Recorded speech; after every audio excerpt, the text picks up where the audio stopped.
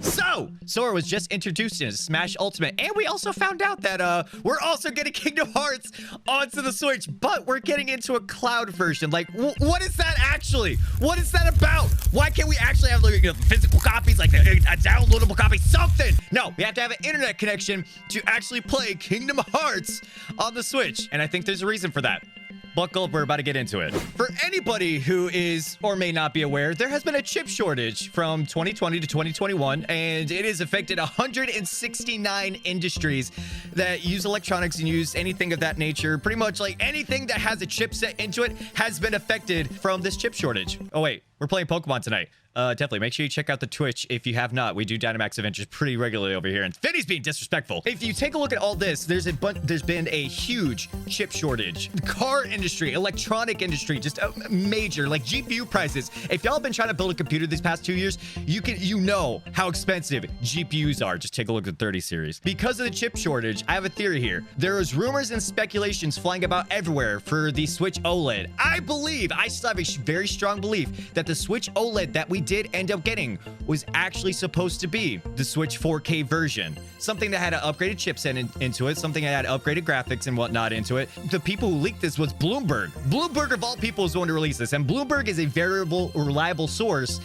for, leaks of this nature. And if you take a look at some of the things that have been happening, in the leak universe, you will see that, with the specs that the 4K Switch was supposed to have, a minimum power revision will be all around or beyond the power of the PS4 at native resolution. We were supposed to get a 4K Switch that had the power or surpassing the power of the PS4 in specs. Because of the chip shortage, I believe we did not end up getting this. And because, Nintendo just had a bunch of OLED screens lying around, they're like, you know what? Just take what we have currently for the Switch, go ahead and slap an OLED Switch on there, sell it. That's why if you see a bunch of Nintendo representatives, they will tell you, if you already have a Switch and it's running perfectly fine, there's really no need to upgrade to an OLED Switch. Like, please don't buy this Switch unless you really need to get an upgrade. Because we ended up not getting the 4K Switch, we didn't get the Super Switch or whatever they're going to call it, we ended up getting Kingdom Hearts on the Switch, but not in a native version. We were supposed to have a Switch Pro that,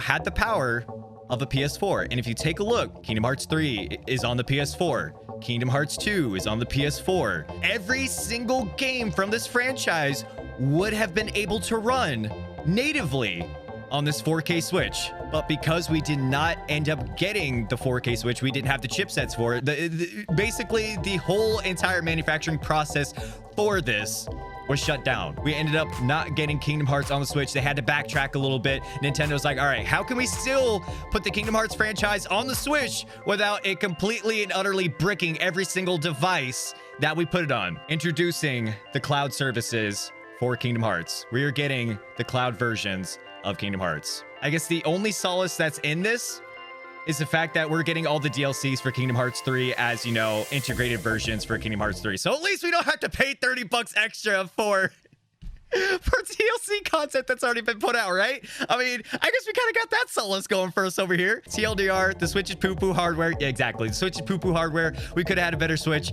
but at the end of the day, we end up getting the OLED Switch with, the same capabilities as the launch day Switch, essentially.